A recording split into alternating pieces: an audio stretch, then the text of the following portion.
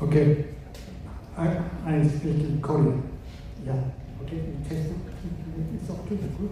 Yeah, it's good. Okay, 안녕하십니까. 광역시설 한인회 회장 김원준입니다. 바쁘신 가운데 오늘 저희 한인회에서 처음으로 마련한 2세를 위한 에듀케이션 타워 미팅에 참석해 주신 학부모님들께 진심으로 감사드립니다. 우리 자녀들이 더 나은 환경에서 성장하고 정체성과 역량을 함께 키워갈 수 있도록 학부모님들과 소통하는 자리를 마련하게 되어 매우 뜻깊게 생각합니다. 오늘 이 자리가 서로의 생각을 나누고 앞으로의 방향을 함께 고민하는 소중한 시간이 되기를 바랍니다. 다시 한번 참석해 주신 모든 분들께 감사드립니다. Thank you.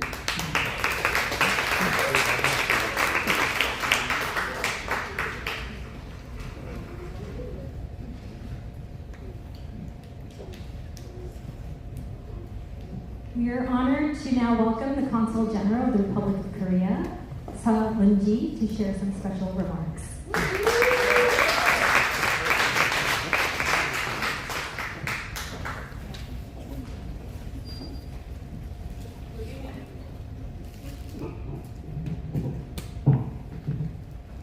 Good evening, everyone. I'm Seo Eun-ji, Consul General of the Republic of Korea in Seoul.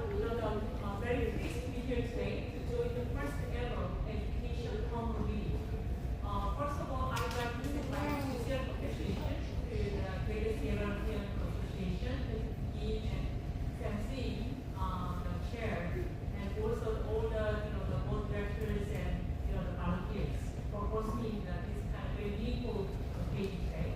And also my special thanks go to the community leaders and the high-level school officials and board of directors from various school districts who have taken time out of your busy schedule to join us today. And also I would like everyone to be here to share their time with us today to share information and promote the value of education. There's a Korean proverb that says education is a plan for 100 years. 교육지 100년 계획. It reminds us that education requires long-term vision, careful planning, and sustainable commitment. As former President Obama once noted, Korea is among the most education-right country in the world, and passion for learning has been a key force behind Korea's remarkable rise from the ancient Korean world to the becoming of the 10th largest economy in the world. Even today, Korea continues to be a top-tier country among OECD countries in terms of literacy rate and university enrollment. Today, I came here with two reasons. First, I'd like to make a simple request to both educators and parents. Our Korean Education Center has been reopened in Gyeonggi last year for 26 years. The private mission of the Korean Education Center is to extend Korean language program in the United States. So that's why I encourage parents to support their children in learning Korean.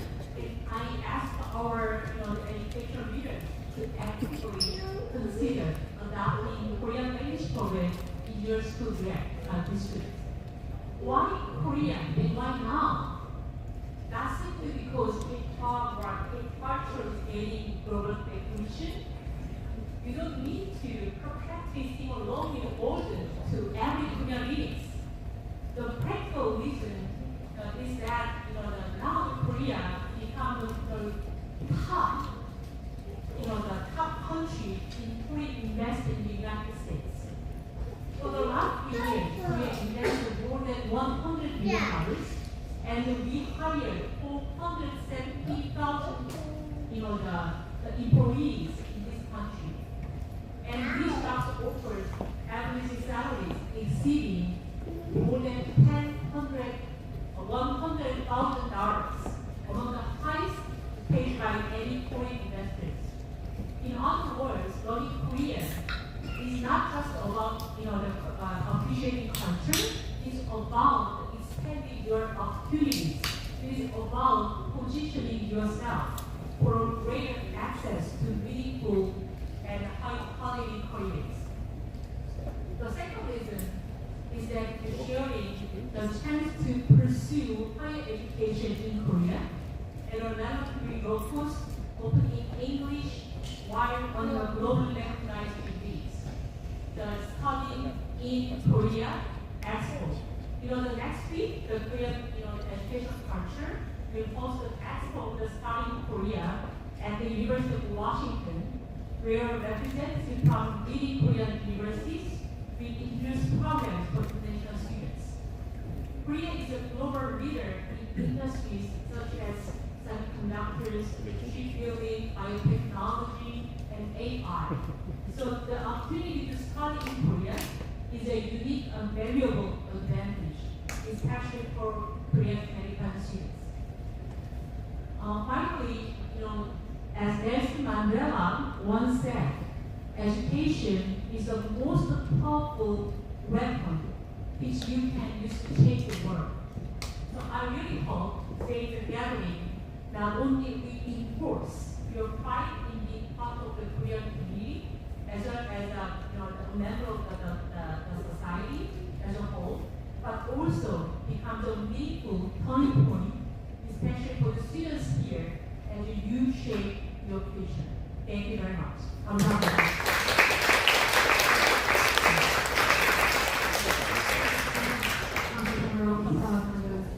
Very meaningful and insightful remarks. It is now my pleasure to introduce our speaker for the opening address, Dr. Rebecca Kim. Dr. Kim is a long-time education leader with more than 20 years of leadership experience, beginning in the classroom over 26 years ago, serving students and families in diverse populations in Washington State. She currently serves as Associate Superintendent for Teaching and Learning in the School District, where she oversees the supervision of schools, curriculum instruction, multilingual education, special education curriculum, instruction, and student and family engagement for more than 24,000 students. Prior to this role, she served as a principal for over a decade and as a director and executive director at Allen Public Schools. She was named one of the top 100 education influencers in the country in 2024 by District Administration, who was the first American female principal in Washington State, helping open pathways for greater representation in education leadership. A second-generation Korean American leadership grounded in the belief that every student deserves to be fully seen, have access to strong instruction, meaningful support, and a true sense of belonging. Please join me in welcoming Dr. Rebecca Kim.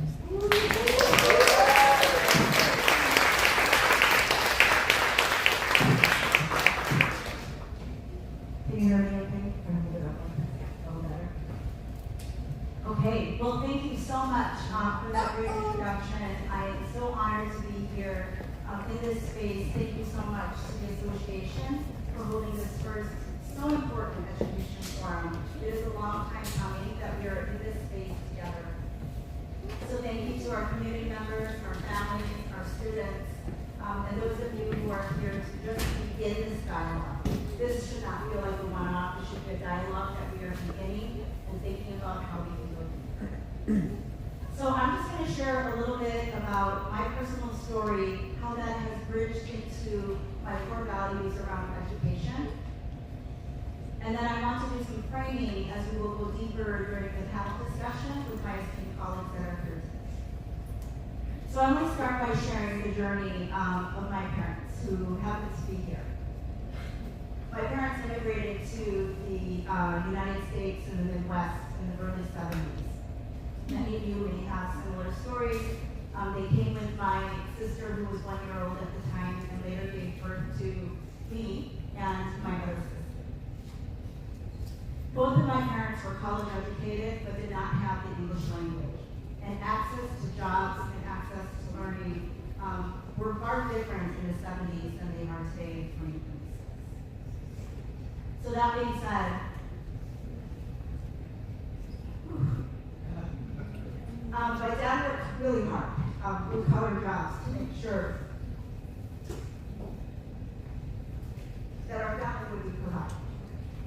They later become business owners, as many of you can relate to, especially as Korean immigrants. Becoming business owners, what they did for us is they really modeled the importance of high work ethic and high expectations. And many times it felt like a lot of tough love even today with those high expectations, but it has led to the success for my sisters, my parents, and myself, and today our very own children. So for that, I'm very thankful. In the 80s, my mom's brothers and sisters immigrated to the country in Wisconsin, of all places. Back then, English language services didn't really exist. And what they did for my school-age cousins as they lived with us and assimilated into the country for a few months is that if my cousin was a 5th grader in Korea, in America, they would put them a grade level below. The message that sent in the 80s was that if you don't have the English language, then your rigor and your grade level content will be decreased. I didn't realize that back then. I was a child. Fast forward to 2000, when I became a teacher in Tacoma, Washington, very proudly serving one of the most diverse school districts in our country. There's a high immigrant population and many socioeconomic challenges in that specific school district. And when I thought about and I learned about the best practices of multilingual education services, that is when I had the epiphany of how inequitable and wrong the way that my cousins in the 80s were served or not served to become fluent in English language. That is where the core value of equity really became alive in who I am personally and professionally. I started to see that students didn't have access to books at home. We're working hard 7.5 hours a day as classroom teachers, trying to build literacy fluency and get our students to read, especially as a primary school teacher. What I learned is students didn't have access to books. They didn't have access to resources. And that's where community partnerships were leveraged to not just get books in the hands of students in the classroom, but to get books in the hands across the whole school with partnerships and wonderful grants from Starbucks and from our local organizations like Page Ahead. So that was when I was like, I'm really excited about understanding who I am and where those core values of equity are coming from my early years in the 80s till today. And I continue to think about how can I make further systems impact and pursue the principalship and later district leadership. So I just want to share that that is where those passions come. The stories that we all have, the stories that we all should be brave and proud to share are who make us who we are today and how our core values are. And that is a story and that is an experience that I will never forget and I also carry as a mother. When we think today about education as community members, as parents, and students, it's really important to know that today in public education, that there is a high priority in ensuring that we are serving the whole child.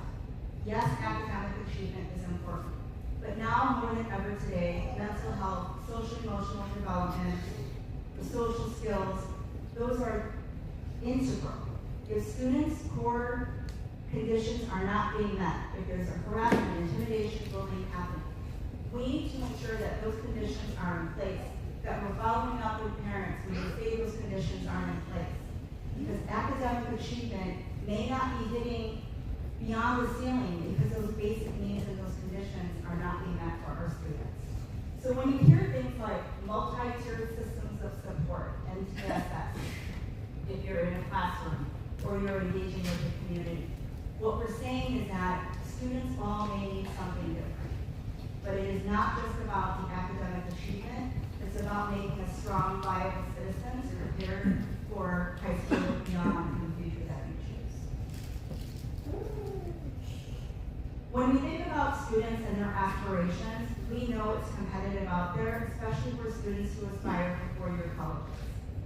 There are handfuls, there are thousands and piles of students with transcripts with 3.9s and 4.0s. That is amazing. High test scores, but please note that many schools are test blind or testing optional, or they're no longer even looking at those college board tests. What's really important is that colleges are really looking and seeing how the whole child or how the whole person is coming into these institutions. How are we in public education ensuring that students are well-rounded, that they have leadership skills, that they have authentic volunteer opportunities, that they are engaging in the public service in authentic ways? Because those college essays have a lot of weight. And so it's really important that as families and parents and students that we understand, yes, GPAs and academic achievement matter, but so does being able to thrive in this world, have the soft skills, and have the leadership and that global citizenship that you will bring and make those institutions proud. It's important also, and the last thing I'll share is accessibility. I think oftentimes in education, we make assumptions that parents know how to log into student information systems, that they know how to log into Canvas or the school district app. And many times in school districts, we just think that, well, it's all in the app or it's in the email. Well, parents may be working hard and might not have time to check email. They might not have the technology skills, which I know that the Greater Seattle Korean Association is providing those kinds of opportunities. I read about that. That's amazing. They may not have a language, and just because we say that the language can be translated, where's that button on the website that even shows that you can translate? So when we think about accessibility and how we're going to provide families with resources, is it really the modality that is the preferred way, especially if we want two-way communication, not just giving and presenting information? So those are ways that we are constantly thinking in public education. How will we hear more of the voices? And we very often, in my 26 plus years of education, the voices that I hear the least of are from the Asian American community. Why? Is it cultural? Is it because we're not providing access? And so being in these spaces makes me really excited to be able to start this dialogue and this conversation with my esteemed colleagues and leaders across the region, because we need to start bringing our voices and our advocacy forward. Not just when there's a problem, but when we want to show all of the amazing things that our culture can bring to society. So the last thing I'll say is that our teachers are at the ground level and they show up for the job. That's really hard. It's not the same job it was 20, 30 years ago. We need to lean in and we need to listen to what teachers are saying. We need to lean in and listen to what our families and our students are saying. When things are not going right, how are we reciprocating and responding? How are we ensuring that families are heard, even if it's an answer that they may not like? And that is something that we continue to strive to do. One of our fellow colleagues, board director is here, Dr. Yanni Song, we work together in the Kent School District, and we're always hearing the voices from the community. But what are we doing to ensure that we are reciprocating responses is something that we continue to strive for, but we are definitely not perfect at. So I hope that tonight, as we're engaging across various stakeholders, that we can just hit the surface of what's to come and how we can be a louder and more proactive voice in the Asian community in our education.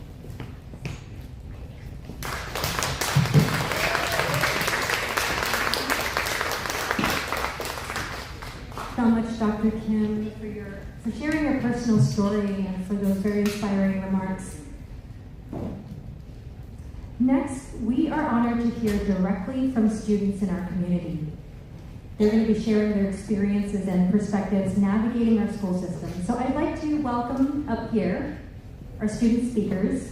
We have Noel Cho, Victoria Meng, and William Yoon.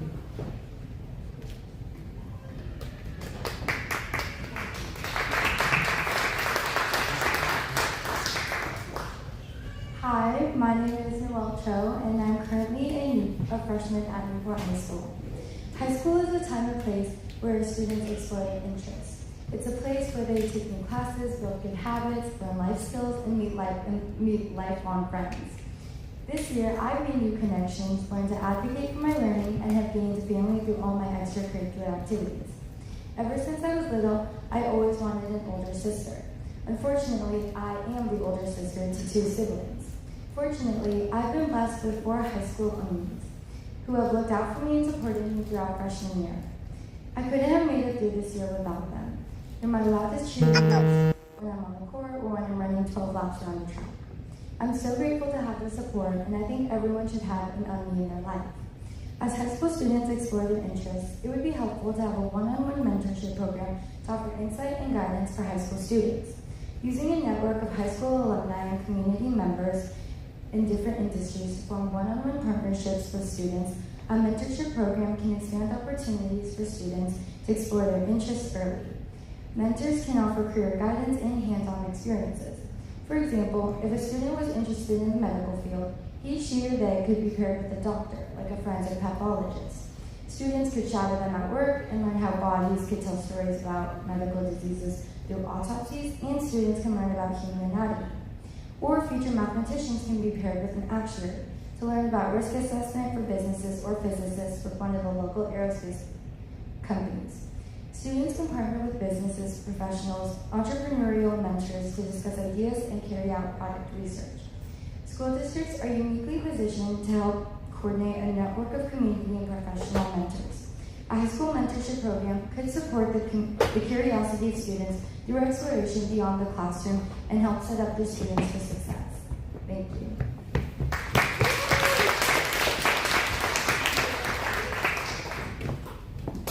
Hello, I'm Victoria, and I'm a sophomore attending Bellevue High School. One thing you should know about me is that I grew up closely connected to the Korean community. And although I was born here in the US, I attended a Korean-speaking preschool and have remained involved in Korean community spaces. This background shaped my interest in how students from immigrant families, including those born in the US, navigate the US education system, particularly when their parents are unfamiliar with it. In middle school, I supported a newly arrived student from Korea as a buddy, which gave me a closer understanding of the challenges students from immigrant families face. For example, she did not know how to use the school lunch systems or that she needed to load money into her account to purchase meals. So she continued bringing lunches from home until she eventually learned how the system worked.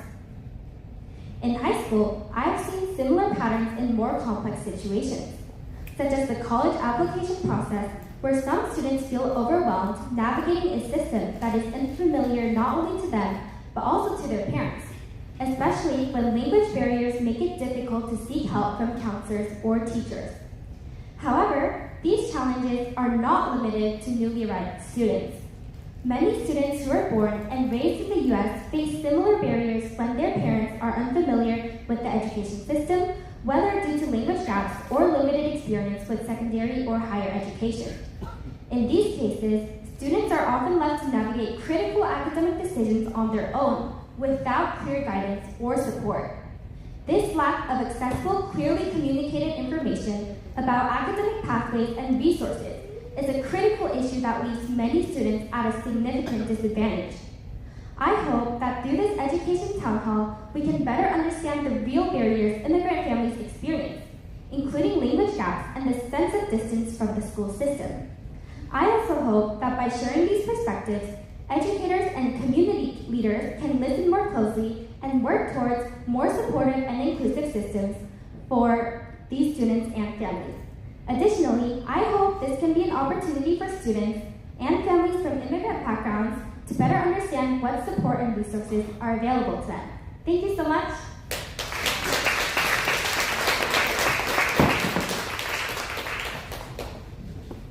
If I asked all my friends to name a single person on their city council, school board, or even who their state representative was, I don't think they'd be able to name them. My name is William Yoon, and I'm a junior at NLA High School, and the reason for this problem is very simple. Nobody ever taught us to care about how our own community works in the first place. In school, we memorize the 3 branches, maybe learn how a bill becomes a law, and then we graduate without knowing how our own school gets funded, who sits on our city council, or what we can do to influence the policies that end up affecting us. And it hits us hardest at the local and state level, which is ironic because that's the decisions that shape our daily lives that actually get made. I started an organization called Youth Civic Bridge, and I testified at the state legislature on education funding, but I didn't get involved because of anything I learned in the classroom. I got involved because the system around me happened to work for me and show me these opportunities existed. Most students, however, don't have them, and that's the equity problem. Access to civic knowledge right now depends on who you know and what you know, what family you come from. The students most affected by policy decisions, students in underfunded schools, immigrant families, first-generation students are often the least equipped to advocate for themselves. So my ask for school leaders is this: embed a local and state civic engagement into existing social studies courses. Teach students how their own school board makes budget decisions, have them observe a city council meeting, show them how to testify. These are practical skills that every student deserves access to regardless of their background. If we want young people to care about democracy, we have to teach them where it starts, and it starts locally, in our state, in our city, and in our schools. Thank you very much. Thank you so much to our students. Let's give them another round of applause. Your perspectives are so important for helping ground our conversation today. We will now transition to our panel discussion. I'd like to invite Victoria back to introduce our panelists. Thank you to Dr. Rebecca Kim for your opening remarks and to our student speakers for sharing their voices. We're now excited to begin our panel discussion focused on equity, access, and student success. Good morning, everyone, and thank you so much for being here today. My name is Victoria, and as a student here in Washington, it is truly meaningful to be part of this conversation. I think many of us have questions we don't always get to ask about academic pressure and opportunities, and about what real support really looks like in our education system. That's why tonight matters, because we're not just hearing from leaders, we're actually hearing from people who are actively shaping the experiences of students like us. It is truly an honor to introduce our speakers. First, starting right here in my own district, please welcome Jane Arras.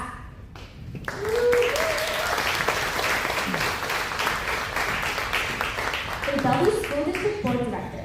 With over 25 years of experience as an educator, she has worked to expand opportunities through programs like STEM and student enrichment. More importantly, she has dedicated her career to making sure every student feels supported, included, and capable of success.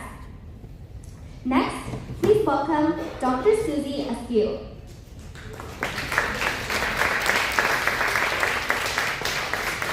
Principal of Spanaway Lake High School.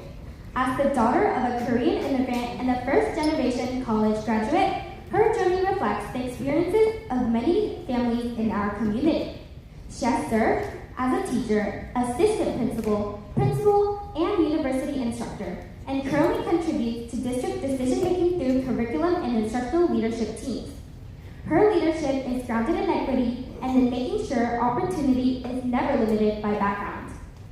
Earlier, you learned about Dr. Rebecca Kim, and we look forward to her insight on this panel.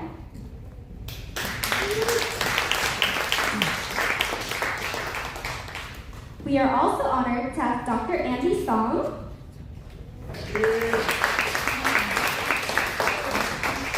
an elected school board director in the Kent School District, professor, behavior analyst, and mental health therapist.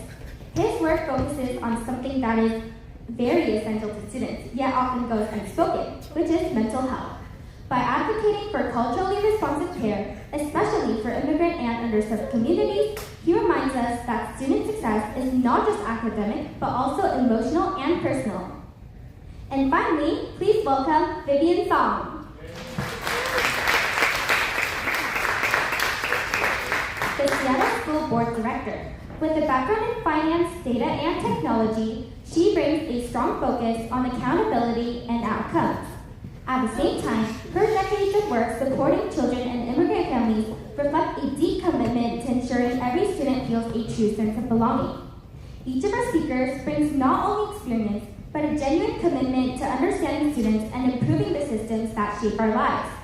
As students, we don't just want to succeed, but we want to be heard, supported, and given the opportunity to grow. And tonight is a meaningful step towards that conversation. Thank you again to all of our students for being here. Please join me in giving them a warm welcome.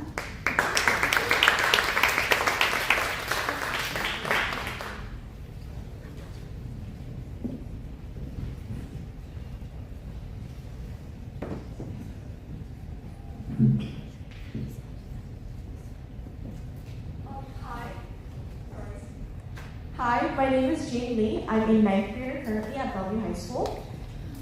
We'll start our panel with a brief reflection from each of our panelists. What inspired you to work with education or serve students and families? We'll ask each of you to keep your response to about 30 seconds. And you can go in order starting from Director Jada Ross.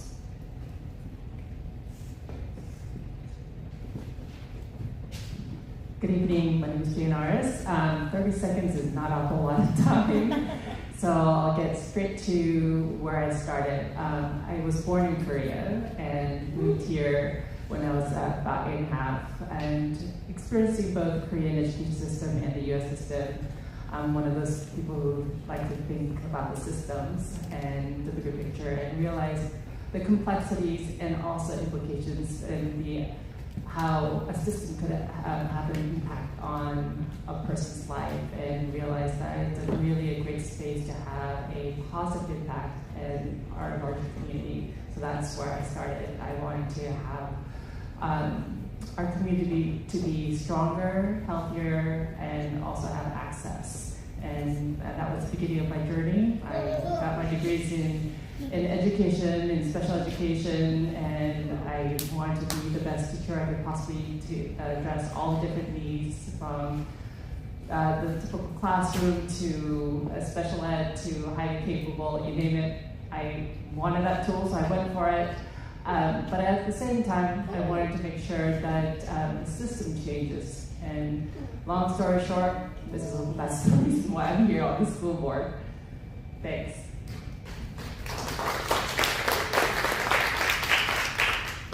Hello, everyone. My name is Susie, and I like to say that I'm the product of the U.S. military overseas. My mother is Korean, and my father was in the U.S. military. My father was he's the 12th, he's the youngest child out of 12, raised in very poor Memphis growing up. And so when I think about education, I think about my parents a lot, and I think about my own experience. And a lot of it has to do with trying to figure out education as a system, whether you are coming from poverty or if you're coming from language gaps. And so that's what orients me around schools. I was an English teacher, and English did not come easy to me because I grew up in Hawaii with pidgin English, with a mother who spoke Konglish. And so my English skills took a long time to develop and evolve. And so when I work with families and students, I think always about how people are accessing language.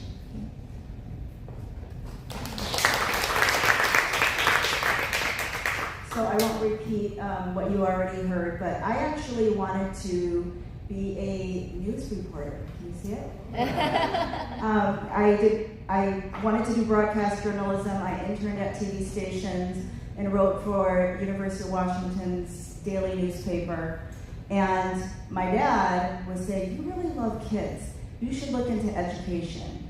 And that's where I started volunteering. I looked into a postgraduate program, and I never looked back. And so that is where I began, and it's really because my love for children.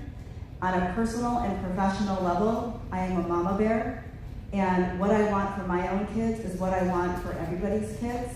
And so being an advocate for children and what's best for them, and then also what keeps me in education and keeps me in this political sphere, is the importance of advocating for social and racial justice.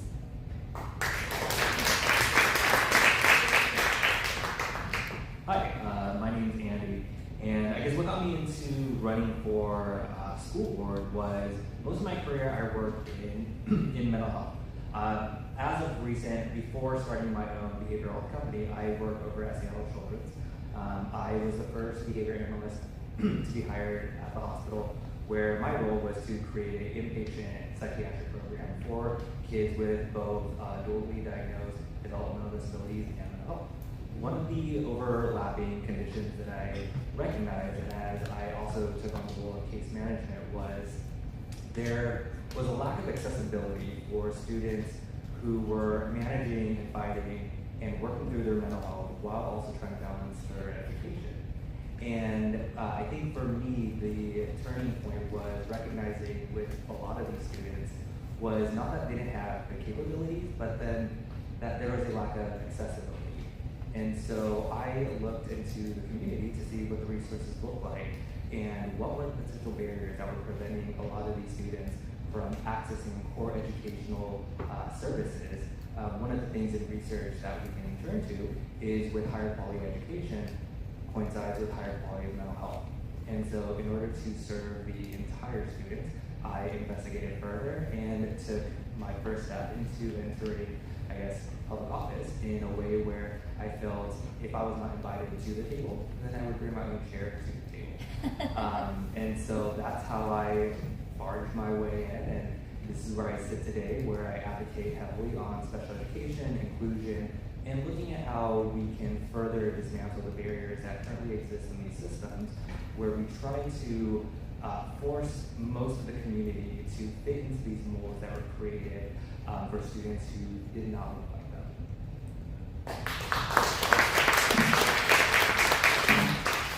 Hi, good evening. I'm Vivian Song. I'm the school board director for Seattle Public Schools. I'm in my second term now.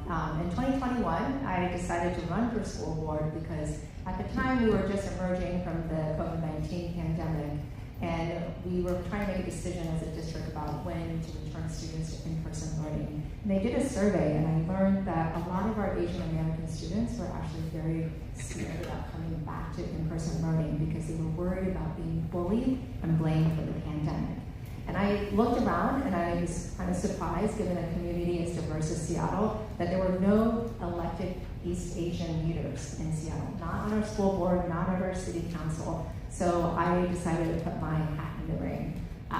But I wanted to also make sure that I'm not an education expert like some of my fellow panelists. I wanted to make sure that I could make a positive contribution to my community. So I very much live to that stereotype that being Asian and really good at math. I'm a finance professional, and so I have spent a lot of my time examining our budget and trying to make sure that we are putting resources where they're most needed and have greatest impact.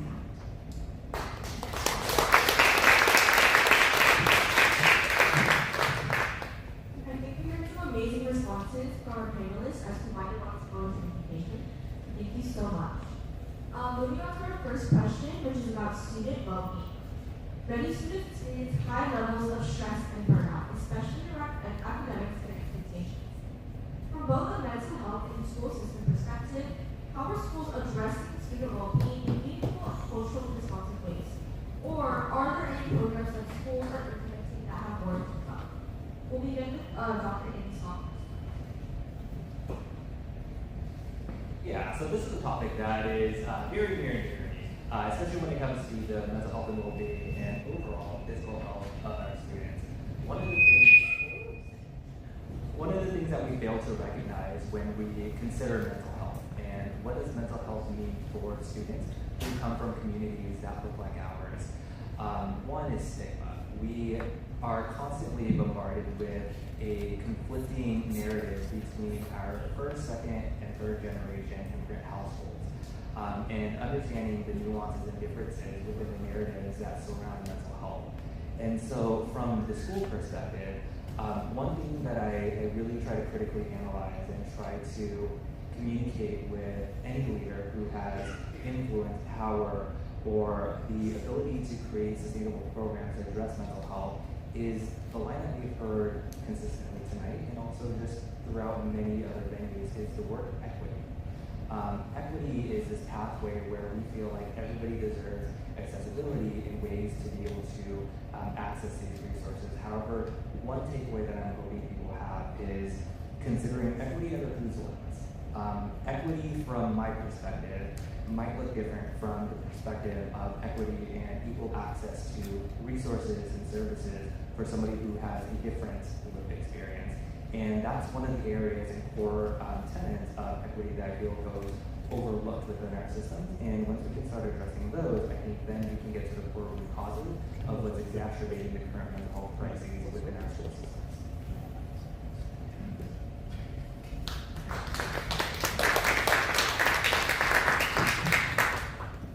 We also love for Dr. Singh.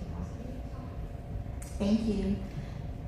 So with the word equity, I think a lot about like cultural responsiveness as something that you pair with the notion of equity, because in order to meet the needs of individuals, you have to understand who they are, where they come from, and you're not just looking at their superficial culture, but you're trying to understand how they identify. So in my high school, we have a full-time restorative coach, and what that person does is support students through like mediation, supports them through building like self-advocacy skills. And the mediation isn't just for student and student conflicts, it's also for student and adult conflicts. Sometimes you have a teacher who you don't know how to talk to, and the power dynamic makes it awkward or uncomfortable. And so the restorative coach helps coach the student on how to talk to that teacher, and then goes and talks to the teacher to help the teacher to talk better with the student. And so we're just trying to build ways within schools to build people's skills to be like responsive to each other in healthy ways.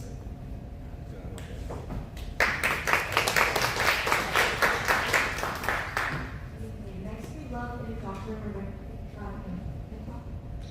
Yeah, so I think zooming out to the system level, one of the things that's important to note is that we had a lot of funds that came from the federal government as a COVID relief. We call them ESSER funds that really supported mental health supports across school districts in the country. And as those ESSER funds depleted, those funds were no longer there, but the partnerships and those resources were there. And so a lot of school districts are trying to figure out, with our financial crises, how do we ensure that those mental health supports are there without those fundings? What we've done in Kent School District is identifying what are the high leverage partnerships. Asian Counseling Referral Services is one of them, so shout out to you guys back there. Hazel Health, but then we also needed to make sure, like with efficiency purposes, what's the return on investment? So we want to leverage the partnerships and make sure that we can afford them, but then also making sure that they're effective and they're impactful. There are proactive ways that we can ensure that students have mental health supports and social emotional development through core curriculum that's adopted. I think what's important is that we have ways to also collect data to know how it's really going. So in Kent School District, we adopted something called Panorama. It's a school climate and SEL survey. And we also are able to identify what are students saying about their sense of belonging. And if their sense of belonging is not strong, what do we need to do about it? Which is where we really engage in what we call street data, listening sessions, empathy interviews, to really get to the root cause analysis and drill down and understand. So budgeting, returns on investment, ensuring that we're proactive, but we also have data systems that really tell us how things are going, but bringing in that student authentic voice.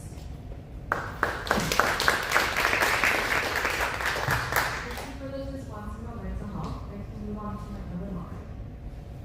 Hi, I'm Mandy, and I'm a student currently attending Yellowdale High School. The next question is about college pressure and pathways. There is a lot of pressure around college admissions which can impact students moving on. At the same time, not all students choose a traditional college pathway. How can schools support students in navigating college in a healthy way while also expanding awareness of different pathways for all students? We'd love to hear from Dr. Kim and then Director Vivian Song. I think a couple of immediate things that I can think about, and what I'm not sure that families and I'm sure the students know, is the required Washington State High School and Beyond plan. So we all have the same platform that we are all now required to use per the Office of Superintendent of Public Instruction, OSPI. So the High School and Beyond plan helps students to navigate and think about what are the pathways that make the most sense. And while a lot of students do it because it's a required part of every grade level, we need to do it in an authentic way so they're not just checking a box and saying, oh, these things seem interesting, but what are we at the system level doing to see if a student has interest in aerospace? What are we doing to build and foster that pathway for them? So there is an opportunity and a resource out there that's required for us to leverage that High School and Beyond plan. Unique pathways that may not be typical are career-connected pathways, or CTE. CTE, Career Technical Education, have really expanded, and we have grants, federal grants, that provide students with opportunities to start learning about career technical education. It might be sales, DECA marketing, it might be teacher pathways, aerospace, robotics. So you're seeing more of those pathways already in the high school setting that lead to apprenticeships. But what's important is those apprenticeships are being leveraged because school districts are being proactive around building business partnerships. If you're doing a school district with Boeing, with Blue Origin, etc. And so I think it's understanding the data that tells you what are students interested in, but what are we doing at the system level to ensure that we're allocating resources and building pathways for students to build on those opportunities. CTE is also another pathway that can get you to graduation today. And then again, I would say the pathway of building your leadership skills and experiences so that you really set yourself apart and that you're unique when you're going for an internship or for college applications.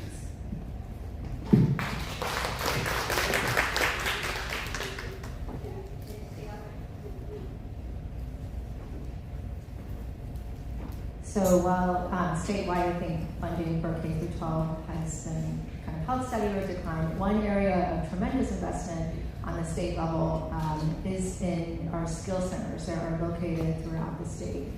As Dr. Kim was talking about, there is really an understanding that four-year college may be not for everybody, and we need to make sure ample opportunities are available for our students to pursue more technical jobs. I have been partnering with the Seattle Building Trades to make sure that we have apprenticeship programs, pre-apprenticeship programs for our students. They get great hands-on experience, and it leads to great employment opportunities. Another area that I'm very interested in, if we look at the data as who is not attending a four-year college, it is disproportionately male. And men are very underrepresented. It's kind of declining in areas like healthcare and education, and we need to make sure that those opportunities and access points are available for our high school students in those fields, particularly our boys.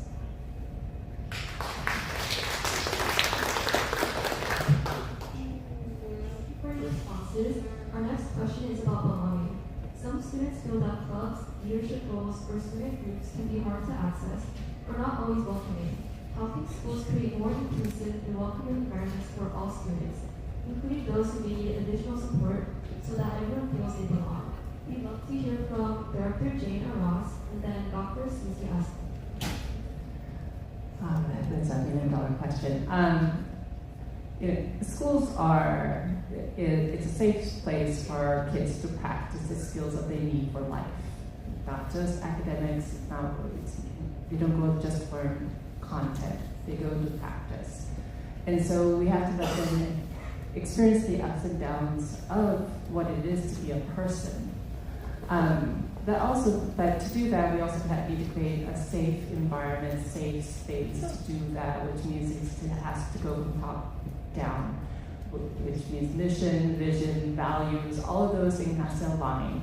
Policies, procedures, all of those also has to support a positive, inclusive model. And with that is also staff and parents and students need to understand, what does that really mean? What does inclusive mean? That means we need to make sure that staff are well trained for what does equity mean, what does culturally competence means, how are they being measured, how do they create a sense of belonging. There's a lot of research that says sense of belonging is an absolute must for students to thrive. And so to do that, inclusion is not just the word for a classroom. It has to be pretty consistent across from classroom to home, after school program, and it needs to be practiced. And that means that all of us have to embrace what is equity, what is inclusion, and model that behavior. It doesn't belong just to a kid to figure it out on their own. All of us has to participate in that. It is, from a school system wise, it is, I think, imperative to provide those opportunities of, to make sure that we have strong, I would say, protocols to help dive into making sure that the inclusive means that we are being culturally competent. I know one of the things in Bellevue School District we have recently launched is to make sure our staff is trained in microaggression. We're at that point. It's not no longer just equity.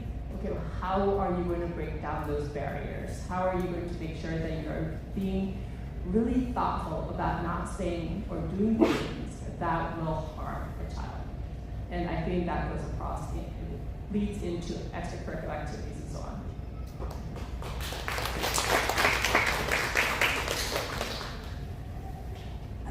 So when I think about inclusion, I think about the power of students to include each other. And so I think school culture is really important. And the work that the school, like the community does within the school to build inclusive opportunities, connections, friendships. I think you mentioned having an UNDE at school. So when peers support other peers, I think it supports better mental health. I think it supports better feelings, right, of belonging, of feeling like you want to go to school. Some things that we do in the high school, for example, we do transition programs. So when 8th graders are coming into high school, we'll do like an orientation day, and we have high schoolers, upperclassmen, who are link leaders. And these link leaders connect with the 8th graders when they come in. They do welcoming activities, etc. And then a lot of our link leaders turn into peer mentors in freshman classes. And so they are around and they get to know the freshmen over the course of the year. And so when the freshmen have issues or problems, sometimes having a junior tell them, you know, it's not a big deal, don't worry about it, feels better than having an adult tell them that. So we're just trying to connect and create that. We also have a writing lab, like intervention during the school day to help with like English homework, writing assignments for classes, and we bring in upperclassmen to also support students so that there's peer mentoring happening with academic work as well. It teaches them to like study with each other. It teaches them to help each other, and they say that when you teach something, you actually learn it better than when you're just receiving. So those are ways that we try to build inclusion within our school community. And the last thing I just kind of want to mention is we also receive money at Fenway Lake from the Department of Defense. We have grant dollars associated with after-school activities. And so they give us money based on after-school numbers to buy snacks, supplies, materials. And so whatever your school has a big population of, so for example, military impacted families, you can find grants and resources connected to that in some way. And so we're always looking for partnerships.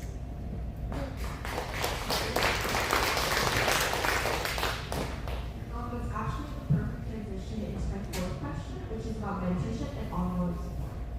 So, as Dr. Aspen mentioned, many schools offer programs in 8th grade to support freshmen, but ongoing mentorship can be limited after the first year. So, how do schools provide consistent mentorship and support for students throughout all 4 years? We'd love to hear from Dr. Aspen and Dr. Song. Everything I just said. Yes, so like Link Crew, for example, ongoing peer mentoring, seeking out ways for students to support other students socially and academically. And we strive to get kids to commit to pathways when they're younger so that they don't spend high school like dabbling everywhere. I mean, they're still young, so it's important to dabble, but we also want them to kind of deep dive so that they can develop kind of deeper skills to develop their sense of their passion for something. And I think that's a way to kind of really encourage freshmen to also deep dive when they see upperclassmen be very passionate about subjects. So if you have students or if you guys are into music, into theater, whatever it is that you have passion for, like dive deep into it when you're in high school. It's an opportunity.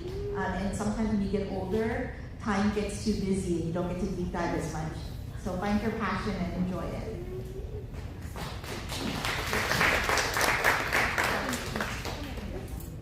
Yeah, and to continue on that, I think there was another student speaker earlier today that talked about not just the mentorship programs or like the needs in the school, but also how can we as a community and as a collaborative integrate other professionals with specialties and specializations that are interest of students to be paired up with students at a young age. Looking at the students that we work with in the Kent School District and comparing it to when I was in school, I feel like students nowadays are so much smarter than the generation that I came from. The amount of rigor, competition, aspirations that the students today are constantly pursuing, I mean, at least from my personal experience, I feel like greatly outpaces where I was at that same age 2 digits ago. And so one of the things that as a school board director is what can we do from a policy perspective of reducing and eliminating red tape when it comes to volunteers? How do we leverage other community partners so that we can bring them into the schools or into our community so that students can be then paired up with professionals who have some of these shared identities or special interests, especially with the way that competition is growing with college, career pathways. This is a prime opportunity, given our geographic region as well, of the diversity of professional experiences just in Western Washington, providing the students the opportunity to see what you can actually do with different degree pathways, what jobs you may or may not need a degree for. I think for me, especially working at a hospital, that's where it started to click for me. How there are so many unique specializations I never knew existed. Growing up, it was get a doctorate and then work in a hospital. But what do I do when I get this doctorate and when I step into a hospital? There are so many different opportunities that I didn't know were even options. And so I think that's one of the things that we can do. And as community members, as students, these are things that you guys can actively participate in advocating for during your school board meetings to see how the school board and the leadership can help implement these, leveraging the community collaborative.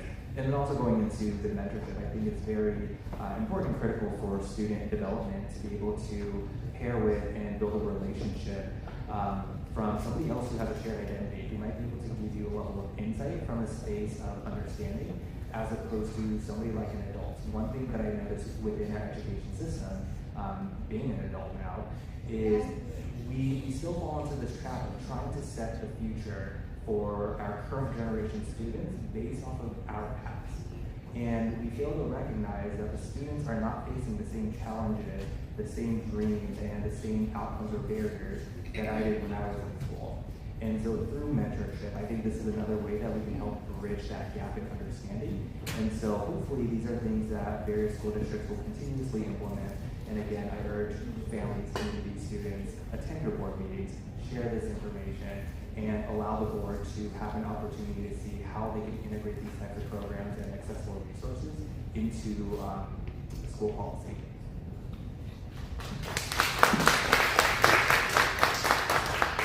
Thank you for your responses. The last question is about access, communication, and budget. Many families are not aware of the resources available in schools. How can districts improve communication and access, and how do we ensure that resources reach all students, including those who need additional support? We'll start with Director Song on how budget decisions shape the resources, and hear from Dr. Kim on implementation, and Director Ross on ensuring equitable access. So a typical way to resource our schools is to look at the number of students that are in a school building and then assign a number of teachers or staff members to that building. That is a very blunt way and crude way to be funding and resourcing our schools, because our students and our school buildings are much more than just bodies and seats. We're not thinking sufficiently about what are the needs of our students and our families. And a specific example of how we are not adequately resourcing our schools is we don't provide a budget to our principal for interpretation.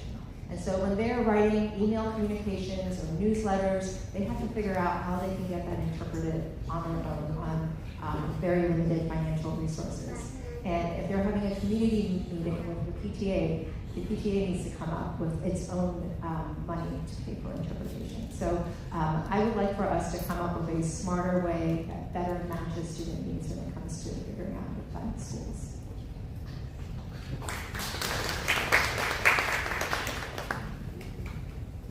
So my question was specific to what does it look like for implementing budget decisions, ensuring that there's strong communication and accessibility. So I'm just going to touch on a couple of those topics. First of all, you heard me share the importance of two-way communication with families, understanding the modalities, what is the preferred modality, instead of us as an American school system making an assumption that families will receive and respond to or even read information that we are sending via a website or what we call school messengers. So always thinking about how we need to be innovative and think outside the box if we know we're not reaching families. And there are ways that you can look at metrics of how many families were actually reached, how many emails were opened, how many phone calls were received. So there's ways that we can look at that, and that's something that we're continuing to investigate specifically in Kent School District. When we think about our fiscal decisions and how we can ensure access for students and families, one of the things that I'm really proud of, in Kent we have what is called Student and Family Engagement Department. And what we did to ensure that all students would have access to just core basic social emotional development, or they might need small group interventions and support around social emotional skills, we made sure that there was a counselor in every school. So last school year, we made the budget decision to centralize the budget so that we could make sure that, yes, we want principals to have autonomy of budget decisions, but we also, as a system of coherence across 44 schools, need to make sure that students have access to a counselor, which was not the case last school year. So now we have counselors in every school. Something else that we've done to ensure that families have those resources and they have the best practices and vetted resources is we put a building family liaison in every school across our 44 schools. And that's to ensure that there is a point person that can help to lead you to the right resources or lead you to the right partnerships and interventions. And then the last two things that I want to say about accessibility to resources, which I think families don't often know unless they're in crisis, is your right to report harassment, intimidation, bullying, and that there are safeguards that are in place via the state to ensure that students have those rights and that families can share when they have a concern, that those reports can be made, and that we need to, as a system, ensure that those reports are followed up on. Like I said earlier, even if we might not all agree on the outcome. And then special education. I think in the Asian community and culture can often be a stigma where families may deny services or families may have embarrassment.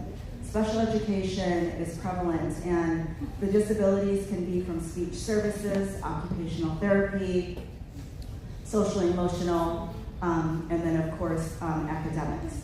So with that breadth of special education, it's important to understand that the stigma does not need to be there. In the old school Asian culture, I know that it's often a stigma. And that parents have their procedural safeguards and rights, and those can all be found and accessible through our state, and every school district public website should provide those. And so it's important that we're ensuring that at the ground level, that parents have access to those resources. Are we good at that and great at that in Kent School District? We have a lot of room for improvement, but we need to constantly hear from the families that say we're not getting the resources and supports we need, and act on that. And that's something that we continue to try to improve and strive for.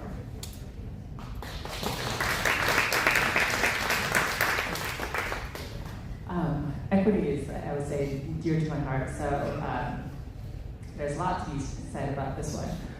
I think one of the things as a board director we need to know is our community and what our community wants and needs. And before being a board director for Bellevue School District, I understand and I know we have 117 languages spoken in our district and as many cultures and also needs.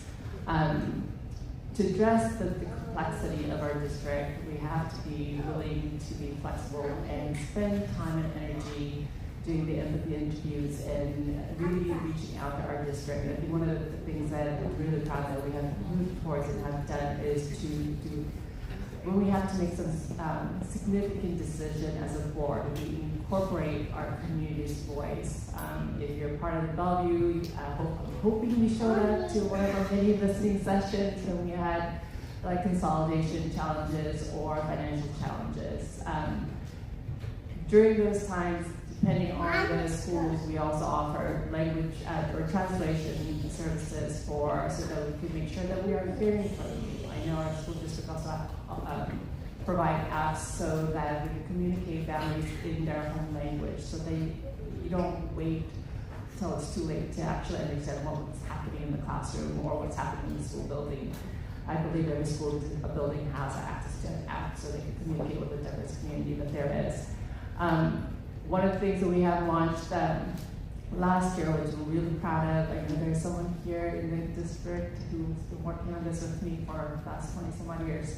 So we now have what we call a community welcome center, which is a kind of a hub where a new member can go in and find all the information you could possibly need, whether it's around special ed, all the programs, as well as in partnership with our city so programs that we don't offer but the city offers, you can get that information there. The equity part, as a board director, I look for multiple different lenses. I guess I'm a little bit unique in the sense that I'm also an educator, but also a special educator, and also an English language learner. I wear many hats. So I look at all the policies to make sure that how are we making sure that our students are accessing what they need to be successful. And if you ever listen to the board meetings, it's rather dull, but you'll hear me say, are we using UDL? Are we have SAG? Are we using GLAD? How strong is our MTSS? How many language programs do we have? Which ones do we need to develop next? We now have, since I've been on board, we've added several. We now have Chinese immersion, Korean language program. This is all K-12, by the way. We have kids who want to learn a language. These are all the things we have. We have Spanish. We have Japanese, Arabic, Hindi. I think we're working on ASL. And so the reason I push for these languages, it's about building bridges between cultures and also creating that sense of belonging. There are many ways to build sense of create equity, and this is one.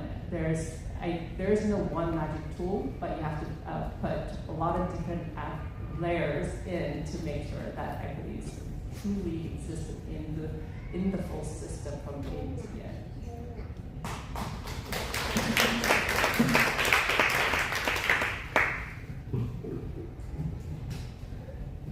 Thank you to our panelists for their insights. We'll now have Devin and William moderate the next portion of our program.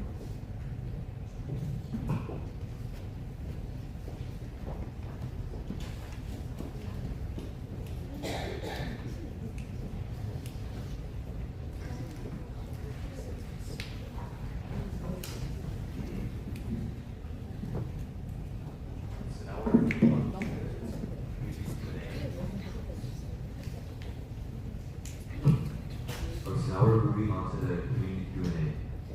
We'll be taking a mix of questions submitted in advance, as well as questions for the audience. If If you have a question from the audience, please raise your hand and we'll come to you, and we ask that your question be very concise so that others can also ask questions if they have. But first, we'll start with some pre-submitted questions. Firstly, what are some culturally appropriate resources for families that you can suggest? Do any panelists want to take this question? So, Age Counseling Referral Center. They are a large provider within the King County area, especially when it comes to mental and behavioral health. I think would be one good resource. Another one for those who are looking for additional resources around mental, physical, and behavioral health, but are limited due to geographic limitations or transportation issues. There's a new program that just rolled out statewide. It's called Kids Mental Health Washington. Any provider can access it, and anybody can make a referral. You go to the website, there's a referrals sheet, and what it does is a buildup of community collaboratives who come, where professionals from different backgrounds, languages spoken, areas of specialties. I'm a part of it. So what happens is we get an email if there's a referral from anybody who uses it, and we get a description of the profile and what type of support this family might need. And the community members who volunteer for this program are then selected based off of those shared traits and identities. And it brings together a collaborative of multiple professionals across the state to help rally around this family in terms of consultation, case support, identifying additional resources that are more region or district specific. And so if going to a physical location is difficult, I would check out Kids Mental Health Washington. It's all virtually done. Our program can't help prescribe or give you the resource. However, it provides a lot of clarity and more direct access to information because many of the providers work within the systems, and so it's a faster way to get access to information that you may not be privy to. Does anybody have questions from the audience? Okay, so please state your name and then. My name is Sam with the Creative Association, and a question for the panelists. So we have our students here, but also the parents. And as you can see, the majority of us are within the AA and HPI category.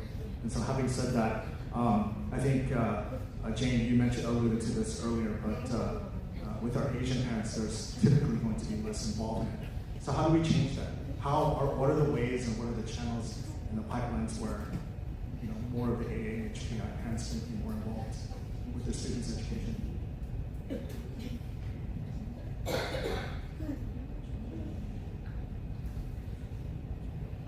I think you have to explicitly invite them to the table. Because if you just put a call out, you do a newsletter, you say, hey, PTA, you have a PTA meeting or a PTA event. If it's a family that typically won't, they're not going to.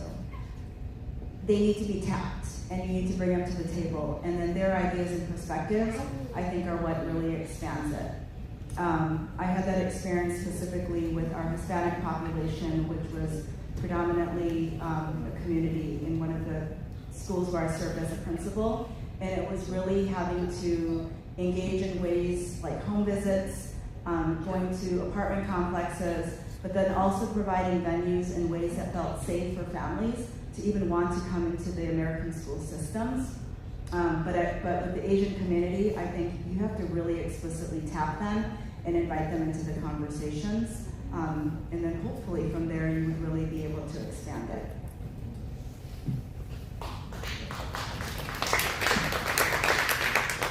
Thank you so much. The next pre-submitted question is, are there systems where students evaluate teachers to help improve their teaching methods and styles? So anything else on If I may? Yes? Back to the Panorama the platform where we allow for students to share their voice. We can build out the questions that we want students to answer. One of the questions is specifically around academic rigor, and students are able to share their learning experience. It's not specifically, let me rate this specific teacher. I know that they can do that like at the college level, but not in public school K-12 system, so sorry about that. But what you can do is you can say as a student, this is how I feel about the instructional rigor. I feel like my learning is engaging. and you can break it down by student groups. So not to say that, and I get no commission from Panorama, but there are platforms out there, or there's ways that you can collect information, but you have to have the desire to do that. But what's most important then is, what are you actually doing with the information you receive? Students are also able to answer questions around how they feel around the adult-to-student relationships. Do they feel that there's an adult they can trust? Do they feel like there are adults that they have relationships with? If we identify that there's a certain program group, like students who qualify for special education or multilingual ed or a specific race group, that's where we really want to drill down and bring them to the table to engage in listening sessions to say, well then what would it look like for you for learning to be more engaging? And oftentimes students will say, don't just stand and teach at us, engage with us, let us engage with each other. So I think there is many ways and opportunities. You just have to have system leadership that has a desire, that wants to learn, and make some changes.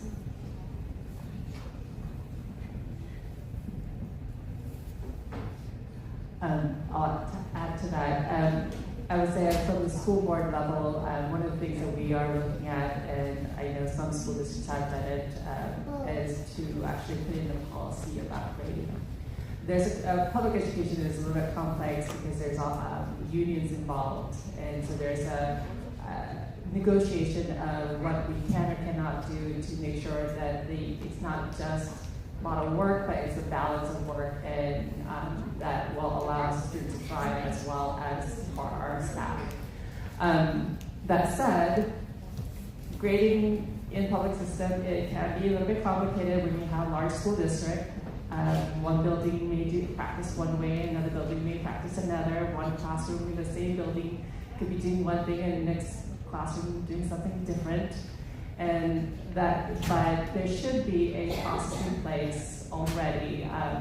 But for our school district, we're doubling down and really listening. And one of the things we do a lot of is what we call it. What has been mentioned is empathy in an interview, which is to listen to our students and our parents. And to hear what are the challenges that they're experiencing and how can we cross that bridge together. And so through that process, for us, we're still we've been doing this for many years. We're almost there. But to really cross that bridge to make sure that it's consistent so that the students feel that they're receiving a fair opportunity and also possibilities to be successful. I think one of the challenges I think a lot of school districts experience is when teachers don't put their grades in correctly or on a timely manner, which is part of that whole learning process. And I don't think there is a school district in anywhere that does not have this issue. And so if anyone's figured it out before us, please share. Okay, that's a great answer. Now, does anyone from the audience have any questions? Okay, just please state your name and Good evening, Trin Ha, candidate for U.S. Congress in Washington's 8th District. Many of the concepts that the panelists raised today, equity, inclusion, microaggression, I would wager to say that they are unfamiliar in Asian American households. And as an active member of the Vietnamese American community here, I would say that some believe that they are antithetical to the values of meritocracy that we embrace. So I would ask the panelists to discuss if there have been any comprehensive studies on how Asian American parents and Asian American students receive these concepts and how they are used to shape the policies we advance.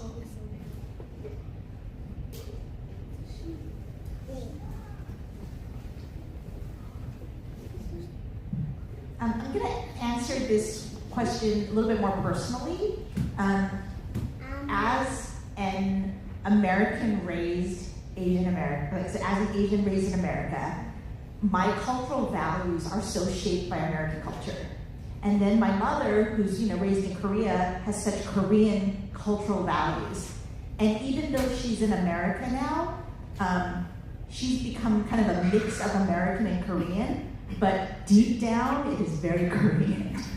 And so I have constantly tried to figure out how to respect her cultural identity and her cultural priorities and her cultural values, while at the same time, all the things that I've learned and been educated about in America, and just tried to figure out what that bridge is and to have conversation. So I don't know necessarily how to do that for families themselves, but when I'm talking with my students, we talk a lot about what it means to be like a first-generation student, or a first-generation immigrant. Like we talk about those things, and we ask about what that means when they talk with their families to try to bridge. So we're trying to teach students how to have that conversation, because we're not really in homes and the like. I'd like to add to that as well.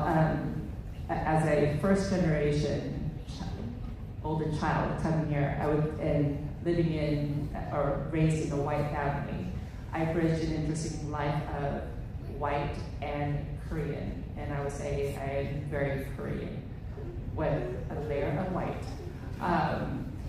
But the reason I say that is, when we say Asian, it's not monolithic. It's extremely diverse. And whether you're first generation, second generation, and third generation, that creates a whole different layers of complexity.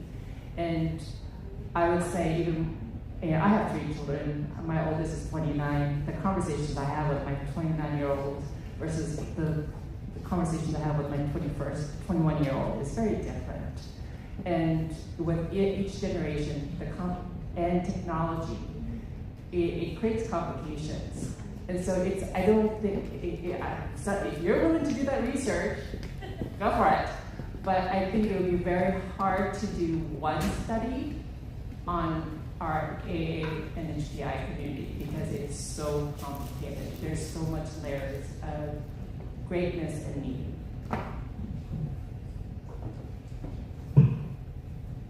Just to add on to that, in terms of official research and study, I'm not familiar with any, but I do know, similarly to what Dr. Kim said, at least in the Kent School District, what we do utilize is when we get the feedback and the data from families, especially when we target specific demographics, what we try to aim to do there is to then put a narrative and a story that tells what the numbers share. And so it's, it's not research per se in the formalized sense.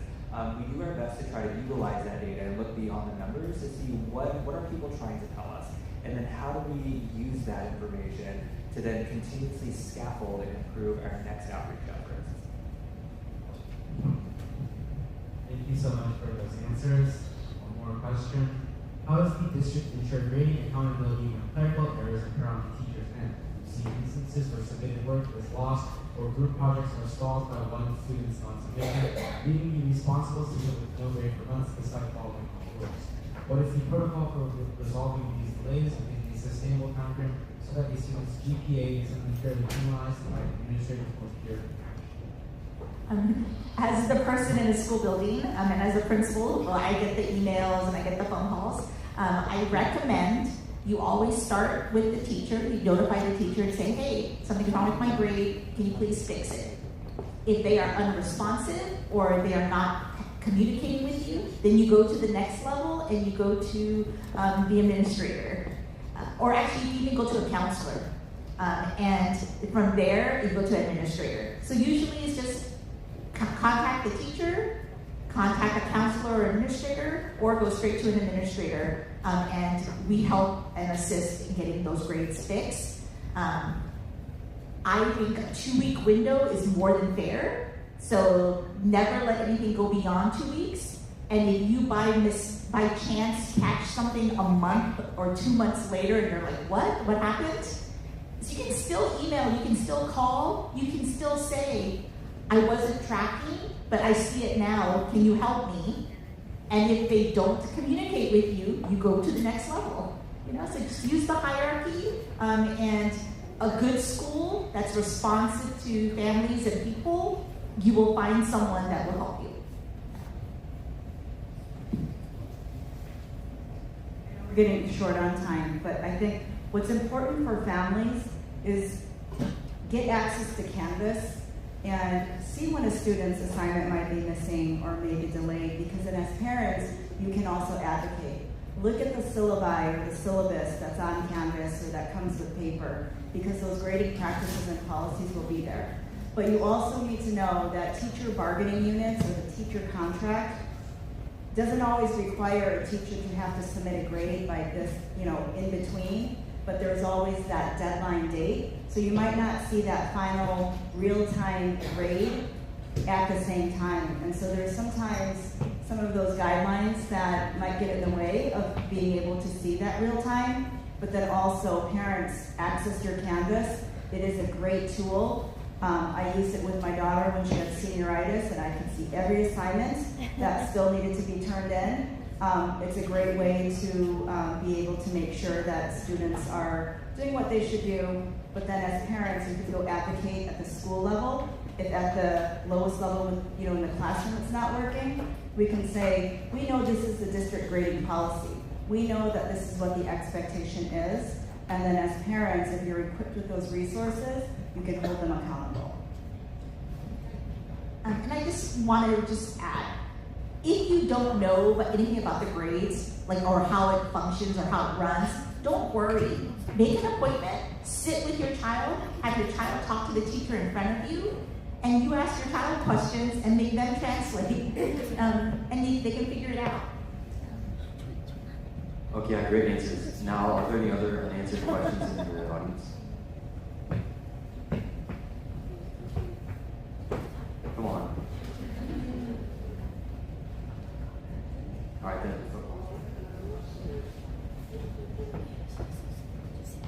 I really appreciate your responses to my question, but that raised a series of other questions for me. And the one that I'm urging, I am eager to ask is, if there is no study or no data to shape the kind of policies you're advancing, then how do you determine these are policies that Asian American students and Asian American parents indeed want and need?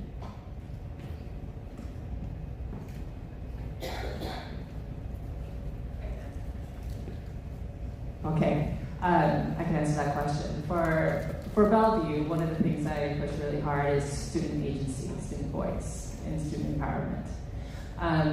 And we have, our courses are flexible. It's based upon demand.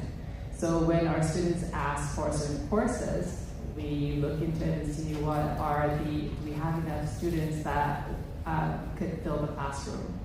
Recently, in fact this year, we had a group of students that came to the school board and asked for a course on Asian American studies. They came very well prepared with their own personal research. They did a survey amongst themselves. They got petitions, and they gave us a great rationale of why. So we're offering it. We're offering it at, I think, all of our high schools.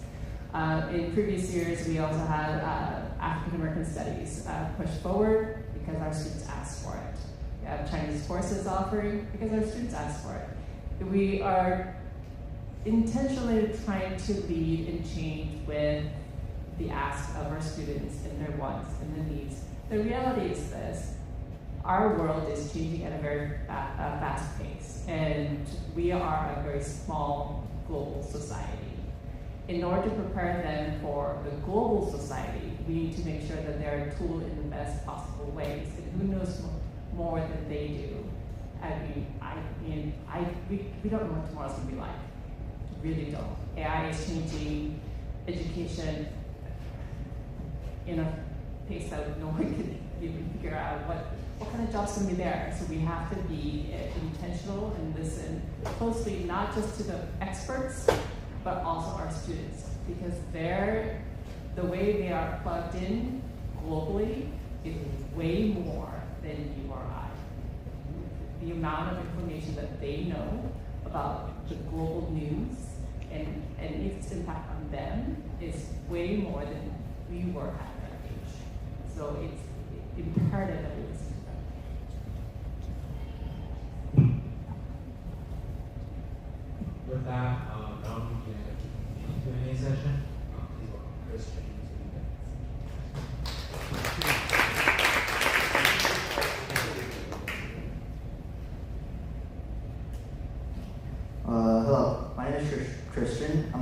student volunteer here. So to close, we'll do a quick lightning round on takeaways from today's discussion. We'll go down the line and hear from each panelist. Please keep your responses brief, about 30 to 45 seconds each. The first question is, what is one thing families can do this month to better support their students?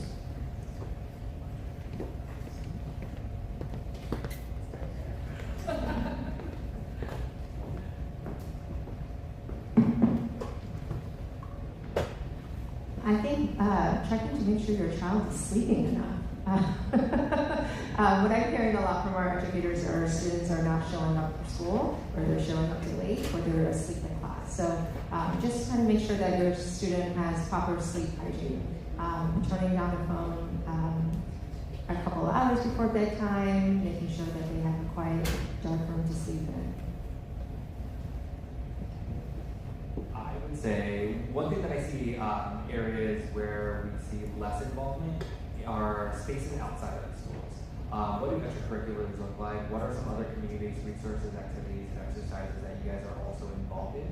And when we think about the overall well-being of that student, how can we take the information outside of school and also take that into consideration as to what might be impacting your learner in that moment? And so sometimes it's beyond the classroom, and I think parents oftentimes can get lost in how many involvements that their students are in. And so just taking a more holistic approach in assessing the entirety of their student.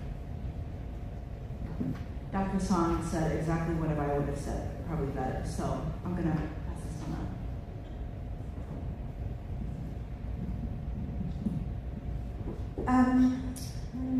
One thing, continue to check grades and ask about school, find out what's going on and who their friends are, what's going on, find out all the tea, like the gossip, just know what's happening. I would say, and this is more geared towards high school students than anything else, and maybe middle school age as well, is I know kids start, you guys like to ask your kids, what do you want to be, or you tell your kids what they should be. I would suggest you check in with them and say, what are your concerns? What's worrying you? And then empower them to see how they can solve that problem, because that gives you a couple of things. One, you're developing passion, and two, you're tooling them with things, giving them a pathway to solve a problem that is stressing them and causing anxiety. And believe it or not, our students are feeling an enormous amount of stress and anxiety, way more than we ever did at their age right now. And so the more you give them empowerment and help them and find ways to alleviate that, they'll thrive better.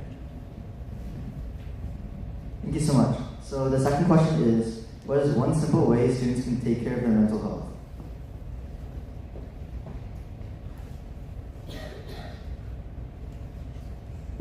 As a high school principal, I'm going to remind students that you need to really mind the company that you keep, especially online. So the number one safeguard for mental health is stay off of social media whenever you know it's not good for you. I love that. I would also add just being proactive and, for families, to be proactive when you think that mental health supports might be needed or available, and understanding that the stigma there no longer needs to be. It is so common, even for us as adults, to get mental health supports. So I would say in the culture, in the Asian culture, removing that stigma is really key for our students. And so as parents and adults, we need to be fostering that kind of a culture. I guess two parts for me. One, as parents, you guys are very influential. Children model and take after behaviors that they see and observe within the household. And so one of the things that you guys can also do is keep in mind that mental health and physical health share a lot of similarities, in that when you think about your physical health, if you go to the gym, doing one bicep curl is not going to give you big arms. So same thing with mental health. These are skills and strategies that you need to constantly work out, keep practicing, so that they become fortified and strengthened over time. And as parents, these are things that you guys can do to instill that level of rigor within your children, so that they can start to build some of those habits in a more organic fashion. I always joke with my mom about this, where growing up, she'd always tell me, you need to become a medical doctor. However, whenever she's sick and I say, well, you need to go see a doctor, she refuses to go. And so when we try to impose a value that we are not also living within the household, then oftentimes your student and your learner miss the picture. I think it's important for students to have another trusted adult in their lives beyond their immediate family. So I would engage with a conversation with your student about, is there another adult that you trust and can seek support, maybe in your school building or your extracurricular activity like a coach, just having another outlet for advice and listening ear.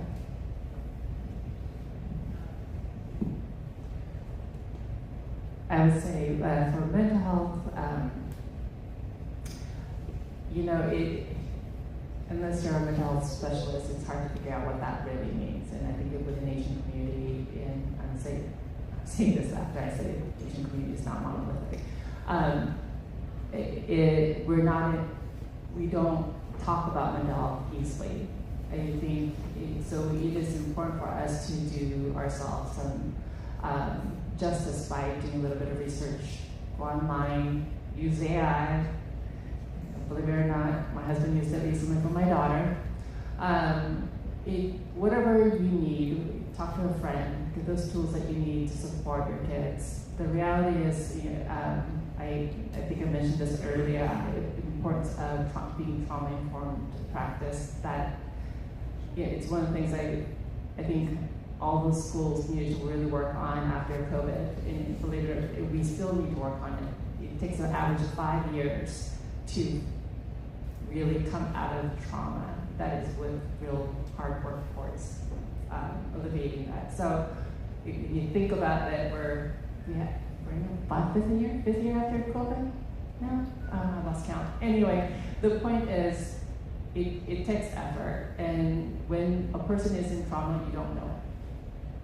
And so for us parents, you may not know that your child has been experiencing trauma from various different things. So it's important for you to do that due diligence of looking for something that is maybe a little bit off, and then try to really kind of gently poke into it and get the resources, whether it's online, in person, professional, any way you can. Thank you so much. So our third question is, what is one school resource families often don't know about but should?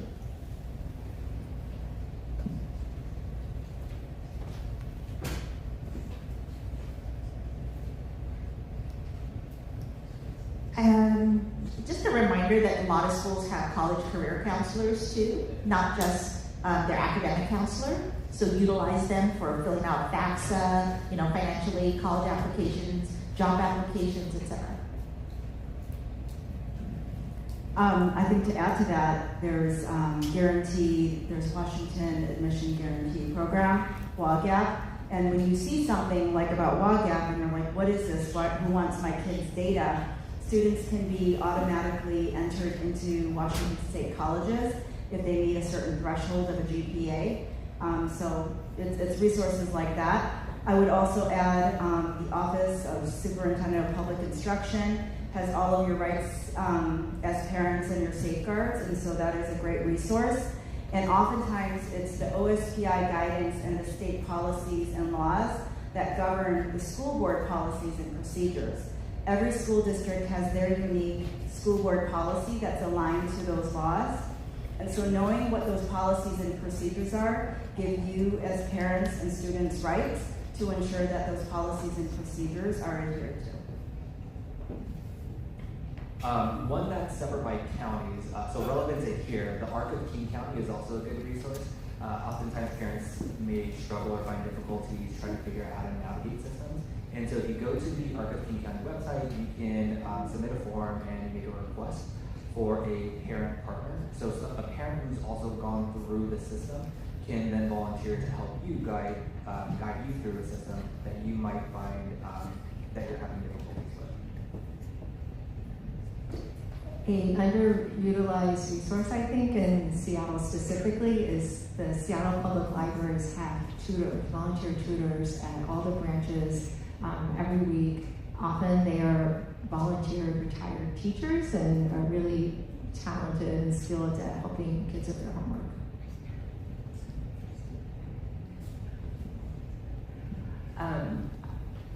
In addition to all of that, there are, well, it depends on what path your student wants to go through. For Bellevue, we try to create as many pathways to success. CTE, we have 6 different pathways, which we work in collaboration with other school districts, what's called WANIC. I hope you all know about the Rising Star, which will allow your students to take health courses at community colleges. Obviously there's internship opportunities. There's Seattle School District should have, I forgot what it's called, it's through City of Seattle. Yes, Promise, which means that you have access to your degree opportunity, which is paid on behalf of the City of Seattle. There are a lot of resources. We just need to look into what are the possibilities. And most of the school districts will have that list. For Bellevue, we have a Welcome Center that will help you navigate some of that. Depending on what your need is, the depth of it could be big and wide, but don't hesitate to ask. I think that's the biggest thing, just ask. Thank you so much. So our last and final question is, what is one pathway students should explore beyond a traditional college? I'm totally going to use my kids and they're going to not be happy about it, but I have 3 kids and I have to say they're all, in my mind, successful. They all took non-traditional pathways to adulthood. My oldest is, he didn't go to high school. He went direct to university and he ended up with a PhD at Stanford and he now works as an expert in DC, advising Congress. My second one went to Carnegie Mellon, and my third one is at UW. They all are doing what they want to do. But one thing I want to point out is none of them were straight-A students. In fact, I let my kids fail. One of them took up on that, more than I would like for them to. But the reason I call this out is I don't want you, as Asians and being, and I'm one of them, a perfectionist. It's hard not to demand perfection out of your kids. It is okay if they make mistakes. They can still go to university of their choice. There are pathways. My kids have taken gap years. I told them they need to think it through when they make mistakes. And that is okay too. Life is not, one direction. There are many different pathways. It's better for them to be healthy and find a path than it is for them to end in a place where they're miserable and you're miserable. There's a lot of skill centers in most areas, so check out the skill centers and work career paths. I'll just echo what I've already shared around the importance of apprenticeships, internships, networking, mentors, because the pathway to careers may be different, especially in those non-traditional ways. Similar to what Jane was sharing, I guess just anecdotally from my own lived experience, I took gap years and I didn't go the non-traditional route. I graduated high school with barely a 2.5 GPA, and what I wanted to do was get into film. I had a cousin who works in Hollywood. I packed a bag, took a road trip, and I would camp outside film studios and wait until the gates opened, snuck in, and just worked there, and ended up getting a job. And so, but that's also where I learned where that's not the career pathway that I wanted to take. And so as parents, if you see that your child is not meeting the stereotypical academic success that you're hoping for, I mean, again, 2.5, barely graduated, I ended up at Johns Hopkins, and then now I have my doctorate and I'm a professor. And so the traditional pathway for how students decide where they want to end up in life is so non-linear. And as parents, I think the best thing my mom did after she gave up trying to force me to go her way was she supported me. She sent me money when I needed it. She made me food. She checked in on me. And I think having the emotional security is what gave me the confidence to be able to take that next step. And that's something that's very hard to do from my experience within the Asian community, and I think there's a lot of fear around it because you want the best for your children. Sometimes that emotional safety net is the best, and so hoping that you guys keep that in mind. In addition to the skill centers that we have throughout the state, a lot of our school districts in the region have specialized high school. Like Highline has the Maritime School. I can't remember which school district has the Aviation High School. Also Highline, okay. And you know, at the opening, our Council Journal was talking about how Korea has invested a lot in the United States in industries like shipbuilding. I think these are fantastic opportunities for our students. And in Washington State, a lot of the school districts have open enrollment, so you don't necessarily need to live in that school district to enroll in that school. So it's definitely worth checking what the rules are.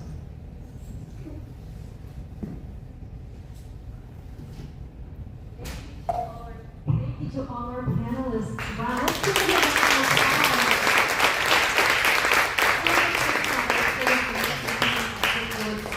We want to share a few slides with resources. You'll see up here our community partners that are here today. Websites for Make Us Visible, Eastside Services, HCRS, and KCMC. Next slide. We also have some resources from OSPI that Dr. Kim recommended. And also mention the Office of Superintendent of Public Instruction. And next one is a sampling of what Penn School District offers. So if you go on these websites, you'll find that there is a plethora of resources already there. Thank you again to our panelists. We're going to start to close out our program. Thank you for staying with us. I know we went a little over, but do you want to thank our student ambassadors who all participated today? Let's give them a round of applause. Town Hall ran so smoothly. That was Noel Cho, Devin Chong, Christian Kim, Jane Lee, Victoria Meng, Randy O, and William Yoon. Now we're going to invite our GSKA president, Jin Kim, and our chair, Sam Sim, for a brief presentation and closing remarks.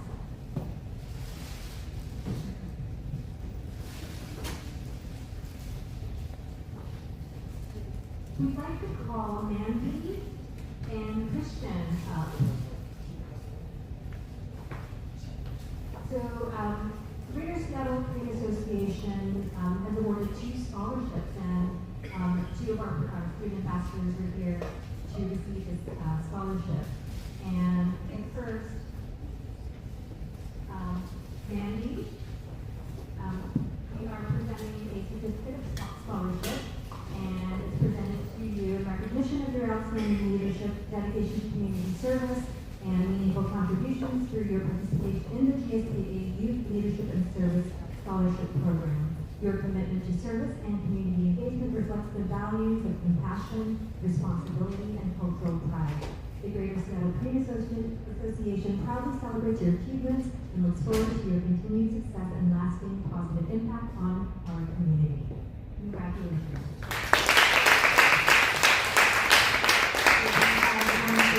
Christine and Mandy. Congratulations.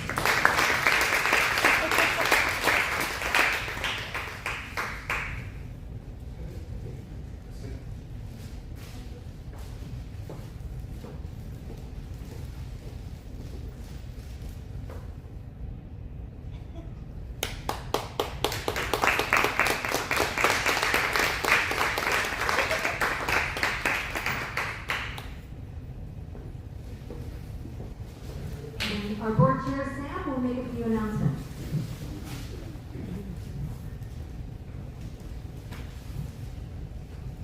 All right, are you still with me? Yes? You still alive? Let's give one more round of applause for our panelists. Also, to our GSK volunteers, if you are our GSK member or volunteer, can you please stand? Thank you so much for all of your help. Let's recognize them.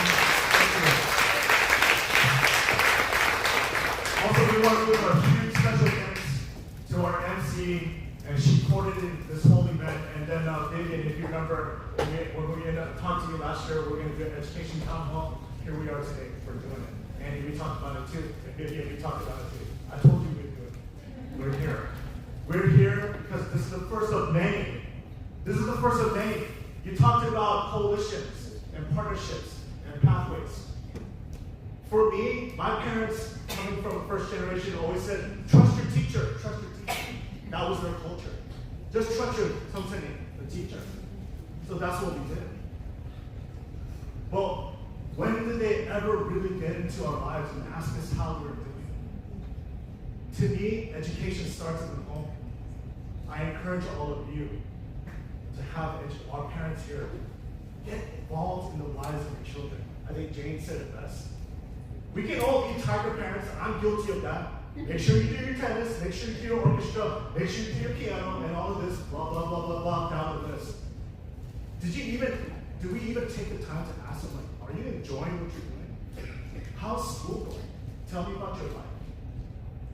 Let's have these conversations. And that's why we're here. Because doing this together with Korean Association, we're now your ally to help you communicate to the community. So going forward, GSKA, this is first of many. We're going to continue to do this so that we can be a bridge. That's what the theme of this is. Angeli, she is an attorney for federal government. She's also our vice chair of GSKA, and she's also the executive director of Make Us Visible. The list goes on and on and on. But most importantly, she drove an initiative, Senate Bill 5574. Did I get that right? Senate Bill 5574 to twice. She pushed twice, and she's going to still keep going to ensure that, you know about that, right? To ensure that Asian American history is required in American history. So let's give a big applause for that. Thank you so much. Okay. Let's wrap it up. Just a couple more announcements. We have more events coming up very quickly. Christine, the financial seminar, and that's, what is it again? 25th at Linwood Neighborhood Center. So Christine is, 3 o'clock at Linwood Neighborhood Center. Christine is holding a financial literacy seminar. It's a free event at Linwood Neighborhood Center. Mark your calendars. May 2nd is our K-Fair job fair, our first job fair, where we're going to have vocational services, nursing, healthcare, teaching, aerospace, machinists, etc. And so that's in partnership with City of Linwood and Snohomish County Economic Council, Edmonds College, May 2nd at Linwood Neighborhood Center. And then the big one, mark your calendars for this, K-Fest. K-Fest, that's our K-pop festival. And after at Seattle Center, June 18th. Then after that, we're showing Korea versus Mexico World Cup game. And then our very own President Kim sent he went out with JYP, signed an MOU directly with JYP. Yeah, so that's June 18th. We got many more to come. Check out our Facebook, check out our LinkedIn, and then thank you all for coming to our very first town hall. Connecting bridges, the key to education. Good night, everybody. Thank you. Thank you to all our speakers, our students, community partners, and all of you for staying for this important conversation. We invite you to stay next after the community partners. You do have to be out here at 8 o'clock. Have a wonderful evening, everybody.